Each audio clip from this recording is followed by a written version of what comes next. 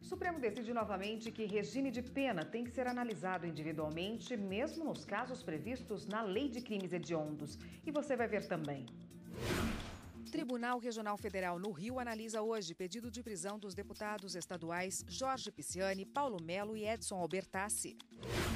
Polícia Federal deflagra operação com foco em desvios de verbas em contratos na área da saúde no Maranhão.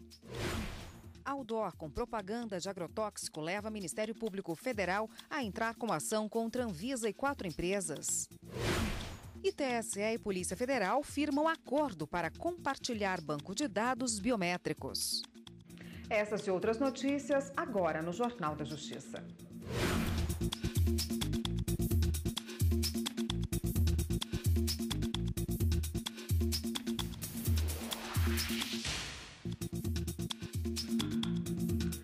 Olá, boa tarde para você. O Supremo Tribunal Federal reafirmou a jurisprudência da Corte pela inconstitucionalidade da fixação obrigatória de regime inicial fechado para cumprimento de pena com base exclusivamente na Lei de Crimes Hediondos. A repórter Carolina Chaves tem os detalhes para a gente. Carolina, boa tarde. Essa decisão foi tomada por meio do plenário virtual da Corte, né? Isso mesmo, Érica, foi sim, foi num plenário virtual. Boa tarde para você, boa tarde a todos.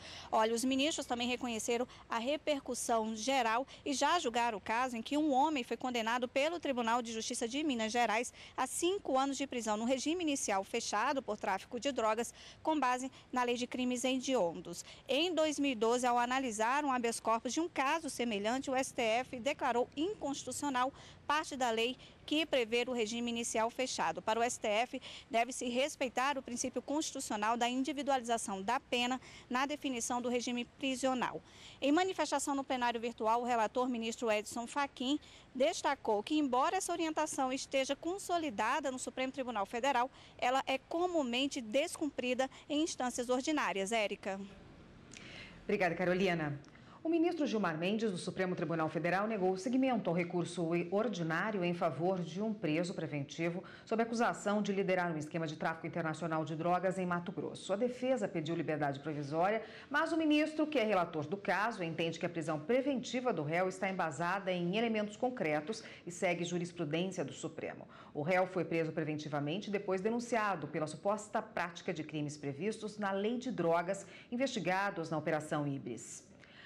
Em Mato Grosso do Sul, um outdoor com propaganda de agrotóxico levou o Ministério Público Federal a propor uma ação civil pública contra a Anvisa e 4 empresas. As placas com a propaganda haviam sido fixadas em 6 municípios do estado. No pedido de ação civil pública na Justiça Federal, o Ministério Público Federal em Dourados, Mato Grosso do Sul, propõe a condenação da Agência Nacional de Vigilância Sanitária, Anvisa, e das empresas UPL do Brasil, MS-DOR, Agromídia e 2 Propaganda e Promoção. Para a Anvisa, para que ela seja obrigada a fazer cumprir as restrições legais à publicidade de agrotóxicos.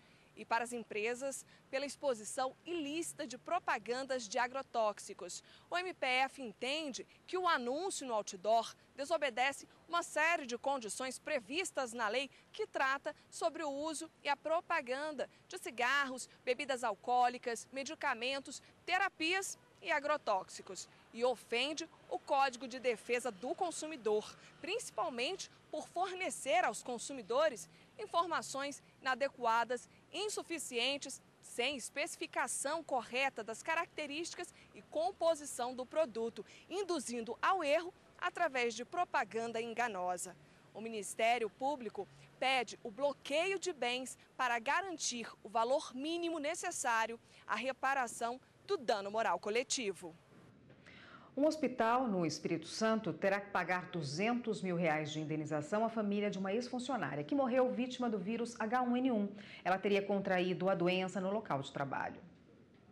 A gripe H1N1 ficou conhecida quando afetou grande parte da população mundial em 2009. Após a pandemia, a vacina foi desenvolvida e, no Brasil, passou a ser aplicada com prioridade em gestantes, doentes crônicos e crianças, por serem grupos mais vulneráveis. Em Vitória, no Espírito Santo, uma técnica de enfermagem que estava grávida morreu ao contrair a gripe H1N1 em 2009. Os familiares da empregada recorreram à justiça pedindo indenização.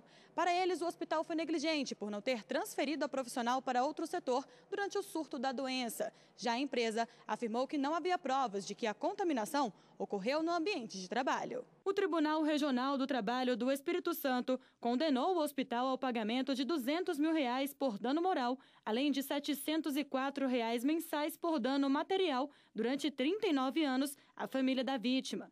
Para o TRT, a empresa não conseguiu comprovar que a empregada não contraiu a doença no ambiente de trabalho. O hospital recorreu ao TST, mas o relator do caso, na segunda turma, ministro José Roberto Freire Pimenta, teve o mesmo entendimento do regional e a empresa foi condenada a indenizar a família da empregada. A decisão foi unânime. A filha do cantor e compositor João Gilberto, de 86 anos, Bebel Gilberto, conseguiu na justiça a interdição do pai. Ele está desde outubro sob os cuidados da filha, Bebel Gilberto, e por conta de problemas de saúde, alterna períodos de lucidez e de ausências. A decisão foi publicada no Diário da Justiça do Rio de Janeiro e dá a Bebel a curatela provisória de 120 dias para a gestão pessoal, patrimonial e financeira do artista. A interdição é uma medida judicial para pessoas declaradas incapazes para atos da vida civil, como movimentação financeira e assinatura de contratos. O Tribunal Regional Federal da 2ª Região, com sede no Rio de Janeiro, deve analisar hoje o pedido de prisão dos deputados estaduais pelo PMDB, Jorge Pisciani, Paulo Melo e Edson Albertassi. O repórter Gabriel Seafrei tem as informações para a gente. Boa tarde, Gabriel. Oi, Érica. Boa tarde para você, boa tarde a todos. A análise desse pedido feito pelo Ministério Público Federal estava marcada para agora, à 1h da tarde, mas ainda não começou. Nesse pedido, o Ministério Público quer a prisão dos parlamentares. Eles são suspeitos, então, de participarem, de usarem cargos políticos para cometer alguns crimes, como lavagem de dinheiro, evasão de divisas e também corrupção. Os 3 parlamentares são alvos da Operação Cadeia Velha, um desdobramento da Operação Lava Jato. O objetivo é apurar o suposto pagamento de propinas a agentes públicos pela Federação das Empresas de Transportes do Estado do Rio de Janeiro. Érica, é com você. Obrigada, Gabriel. E você vai ver no próximo bloco do Jornal da Justiça.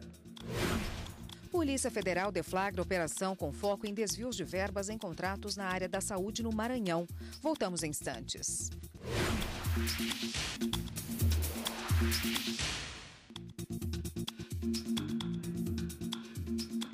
A Polícia Federal deflagrou nesta manhã uma operação com o objetivo de apurar indícios de desvios de recursos públicos federais em contratos firmados pelo governo do Maranhão na área da saúde. É mais um braço da Operação Sermão aos Peixes.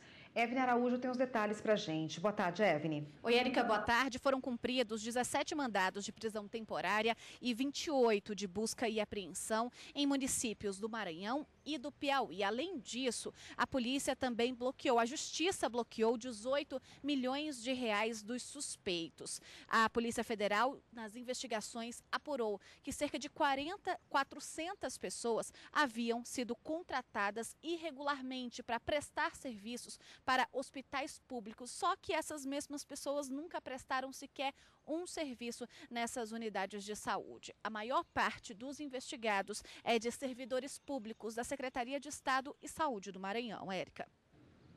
Obrigada, Evne. O ministro Edson Fachin, do Supremo Tribunal Federal, negou seguimento ao habeas corpus da defesa do ex-vereador de Barra de Santo Antônio, em Alagoas. Antônio Marcos Rios dos Santos queria suspender a execução provisória da pena de 20 anos de reclusão em regime inicial fechado, a que foi condenado por ser o mandante de um homicídio do taxista e ex-vereador Jorge Silva, ocorrido em 2008. No HC, a defesa do ex-parlamentar questiona a decisão do Superior Tribunal de Justiça que determinou a execução provisória da pena. Segundo o ministro Edson Fachin, a decisão do STJ não configura constrangimento ilegal e respeita a jurisprudência do Supremo. A violência contra idosos é uma realidade que precisa ser combatida. Só no ano passado foram mais de 32 mil denúncias que vão de negligência a agressões físicas. A maior parte cometida pelos próprios parentes. Esta idosa, que não pode ser identificada, foi retirada da família porque era negligenciada. Foi levada a uma instituição de acolhimento e os assistentes sociais descobriram ela estava sendo explorada financeiramente. Às vezes o familiar ele fica com o próprio recurso do idoso, gastando. Então, assim, às vezes não consegue o idoso perceber esse recurso que é dele, que é propriamente para fazer as situações da sua vida diária, de poder comprar um medicamento, de poder comprar um alimento melhor para ele. Só no ano passado, a Ouvidoria Nacional dos Direitos Humanos recebeu mais de 30 mil denúncias de violações contra pessoas idosas. E o pior, 70% dos casos foram cometidos pelos próprios parentes da vítima.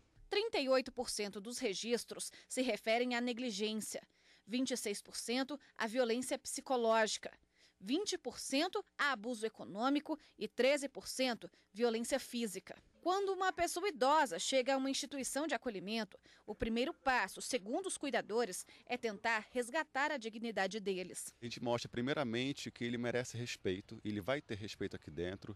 A gente gosta de orientar ele na questão dos direitos que ele já existe, o Estatuto do Idoso, mostrar tudo que ele pode desfrutar ainda da vida dele, dizer que a vida dele não acabou, que a gente realmente trabalha para o envelhecimento ativo. O Estatuto do Idoso é a lei que assegura os direitos da pessoa com mais de 60 anos. É obrigação de todos garantir o bem-estar de quem é exemplo de vivência. Saúde, alimentação, moradia, ele abrange tudo, os direitos pessoais, né?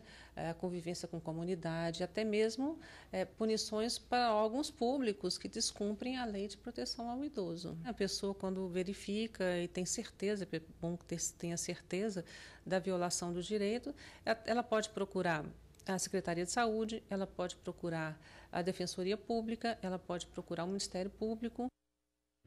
Shoppings, agências de trabalho temporário, supermercados e lojas estão contratando para o fim do ano. De acordo com a Associação Brasileira do Trabalho Temporário, a previsão é de que sejam abertas 115 mil vagas em todo o país.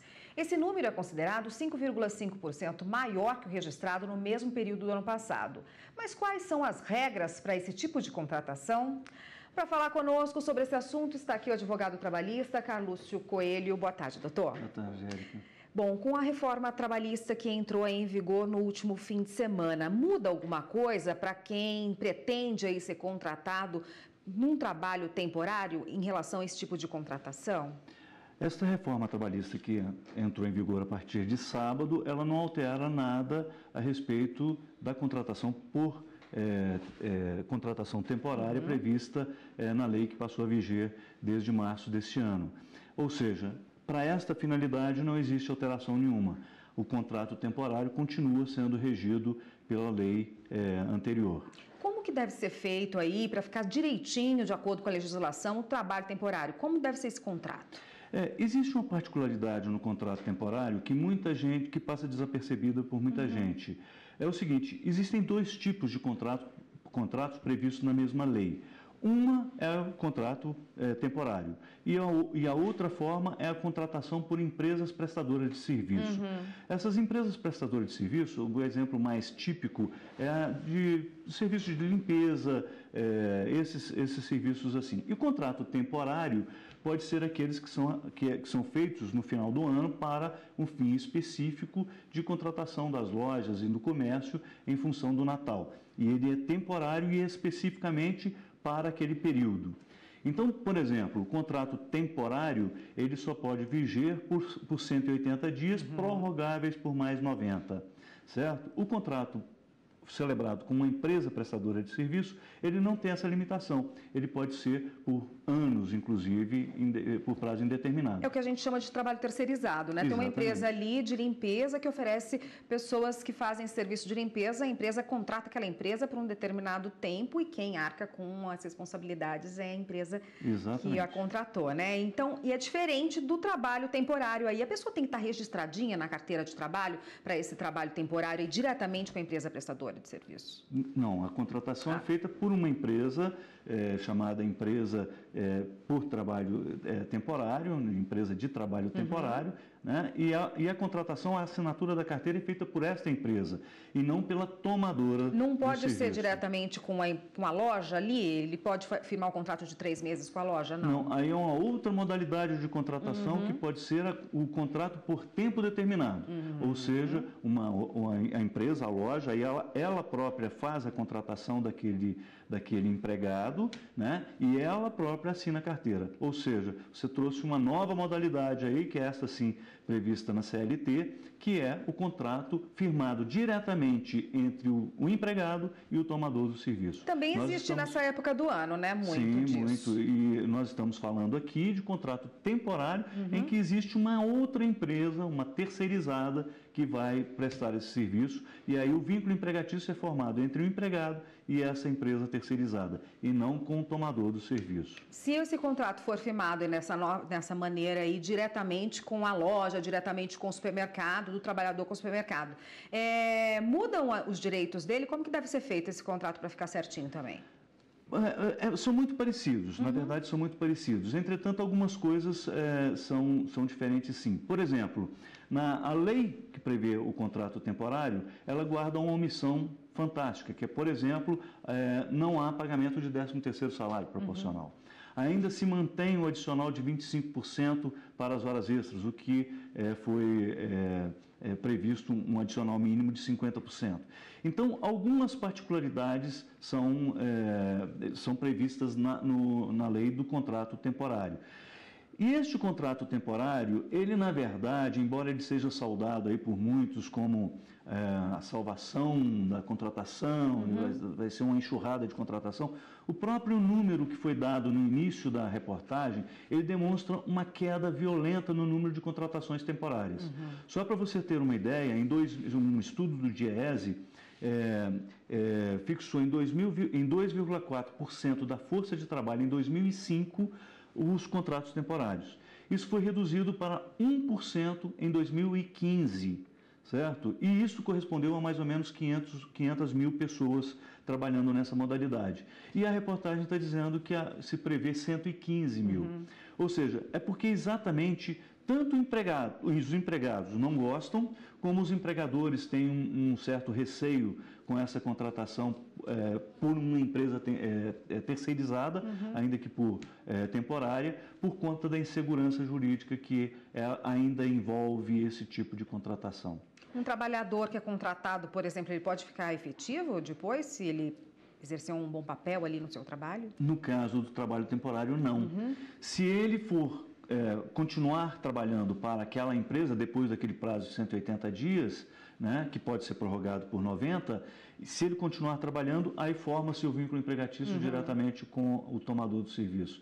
Então você vê, enquanto que na outra modalidade, aquela que você lembrou bem, que é a contratação direta entre o empregador e o empregado, passado o período do contrato por tempo determinado, pode ser por 30 dias, pode ser por 45 dias, pode ser por 90 dias, pode ser por 120 dias, não tem problema nenhum. Passado esse período, aquele empregado demonstrou ser uma pessoa qualificada e boa, ele pode continuar trabalhando normalmente, sem nenhuma solução de continuidade. Tá ótimo, doutor. Obrigada pela participação. Eu conversei com Carlúcio Coelho, que é advogado trabalhista, e conversou com a gente a respeito dessas contratações temporárias que acontecem muito no fim do ano. Obrigada, doutor. Até uma próxima. A transparência. O Superior Tribunal de Justiça decidiu que a Assembleia Legislativa de São Paulo pode divulgar nomes de salários dos servidores. Os funcionários tentaram impedir a publicação dos dados no portal da transparência. O caso teve início com um mandado de segurança coletivo, impetrado pela Associação dos Funcionários da Assembleia Legislativa de São Paulo, pelo Sindicato dos Servidores Públicos da Assembleia Legislativa e do Tribunal de Contas e pela Associação dos Servidores Aposentados e Pensionistas da Assembleia Legislativa. O objetivo era evitar a divulgação dos salários de servidores de forma nominal e individualizada. O Tribunal de Justiça de São Paulo concedeu a ordem para que a remuneração dos servidores fosse divulgada sem a indicação de nomes, mas apenas com o número de matrícula dos funcionários. A Assembleia Legislativa de São Paulo, então, recorreu ao STJ. Em decisão monocrática, o ministro Napoleão Nunes Maia Filho entendeu que a Justiça Paulista contrariou o entendimento do STF de que é legítima a publicação, inclusive em sites do governo, dos nomes dos servidores públicos, do valor do salário e possíveis vantagens monetárias. O magistrado também citou precedentes do STJ no mesmo sentido. E você vai ver no próximo bloco do Jornal da Justiça. TSE e Polícia Federal firmam um acordo para compartilhar banco de dados biométricos. A gente volta já já.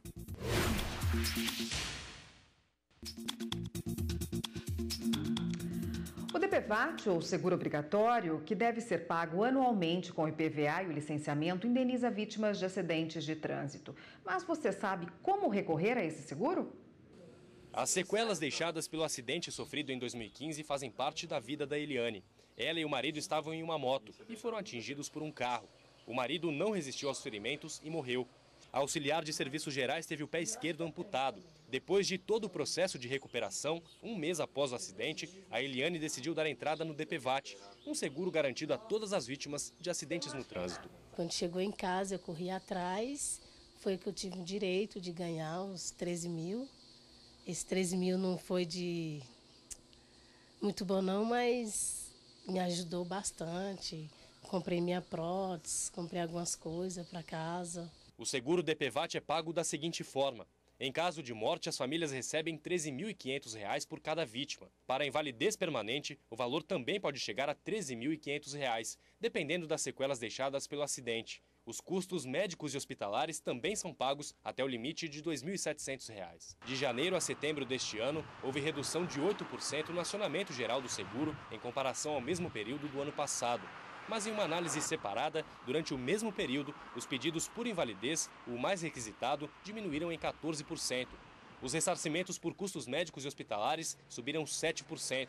As solicitações por mortes registraram a maior alta, 29%. Quem sofre algum tipo de acidente de trânsito e precisa receber o dinheiro pode ir até uma agência dos Correios, ao sindicato dos corretores ou a uma seguradora. O prazo para fazer o pedido é de até 3 anos e o dinheiro deve ser liberado até 30 dias após a solicitação. Mas é sempre importante ficar alerta e tomar cuidado com atravessadores, já que as próprias pessoas podem fazer o requerimento. É uma indenização automática. A companhia seguradora, a seguradora líder, é a seguradora responsável por esse produto. Ela tem um prazo de até 30 dias após o protocolo, a entrega dos documentos, para poder fazer esta ou aquelas indenizações. E as vítimas de acidentes de trânsito podem entrar na justiça contra a seguradora se a culpa do segurado já tiver sido comprovada. A decisão é do Superior Tribunal de Justiça. A terceira turma do Superior Tribunal de Justiça admitiu a possibilidade de uma vítima de acidente de trânsito ajuizar ação direta contra a seguradora do causador do dano, quando reconhecida na esfera administrativa a responsabilidade do motorista no acidente e quando parte da indenização já tiver sido paga. Houve um processo administrativo e naquele processo administrativo já se discutiu toda a dinâmica do acidente e já se concluiu pela culpa do segurado. Então, não haveria mais a necessidade de se incluir o segurado no polo passivo da ação, porque a dinâmica já tinha ficado já decidida e já toda ela sedimentada no processo administrativo. O motorista do utilitário reconheceu a culpa no acidente e acionou o seguro para cobrir os gastos da vítima com o conserto da moto. Mas o motociclista entrou na justiça contra a seguradora, alegando que não houve reembolso dos custos de despesas médicas e do tempo que ficou parado sem ir trabalhar. A Justiça Estadual entendeu que o motociclista não poderia mover uma ação diretamente contra a seguradora, pois essa não possui capacidade plena de defesa. A vítima recorreu e o caso veio parar no STJ. De acordo com o relator do processo no tribunal, ministro Vilas Boas Cueva, o recorrente pediu somente a complementação de pagamento do seguro e não o pagamento inicial. O magistrado destacou que, uma vez que a culpa do segurado já tinha sido identificada, a seguradora pode ser acionada na justiça direta e exclusivamente pela vítima, por não necessitar de defesa. Anulada a decisão, o processo volta para aí, então, receber a tramitação natural, admitida aí a participação da seguradora no polo passivo, para eles discutirem se aquilo agora que ele está pedindo, ele tem direito e a seguradora tem obrigação de pagar. A TV Band, o humorista Wellington de Moura Muniz, conhecido como Ceará, e produtores do programa Pânico da Band foram condenados a indenizar em R$100 mil por danos morais o escritor e roteirista Agnaldo Silva. O autor de novelas entrou com processo depois que o programa veiculou um quadro com o nome do personagem de forma ofensiva. O Tribunal de Justiça do Rio manteve a sentença dada em primeira instância e aumentou o valor da indenização. No acórdão, o desembargador Elton Leme destaca que a liberdade de expressão não é absoluta e deve respeitar a dignidade humana. Os réus ainda podem recorrer da decisão. E o Tribunal Superior Eleitoral assinou um acordo com a Polícia Federal para compartilhar o banco de dados das impressões digitais do eleitor. Com a assinatura do acordo, a Justiça Eleitoral e a Polícia Federal poderão compartilhar informações. A Polícia Federal poderá utilizar os dados do TSE para pesquisa de fragmentos de digitais no caso de investigações criminais. Já para o cidadão com cadastro biométrico, tirar o passaporte pode ficar muito mais fácil, porque não será preciso nova coleta de digitais. O acordo foi assinado entre o presidente do Tribunal Superior Eleitoral, ministro Gilmar Mendes, e o diretor-geral da Polícia Federal, Fernando Segovia. E as eleições gerais de 2018 já têm uma logomarca definida. A Justiça Eleitoral aposta na participação popular para fazer valer o voto nas urnas. Com o slogan #Vem pra urna, a logomarca das eleições gerais de 2018 traz as cores da bandeira do Brasil e elementos que destacam o eleitor como agente de mudança na democracia. As pessoas de braços levantados significam a participação popular no processo eleitoral. Além disso, propõe à população ir às urnas para manifestar sua vontade quanto ao futuro do país de forma legítima e democrática. Já o sinal de ticado reforça a importância do voto no próximo ano.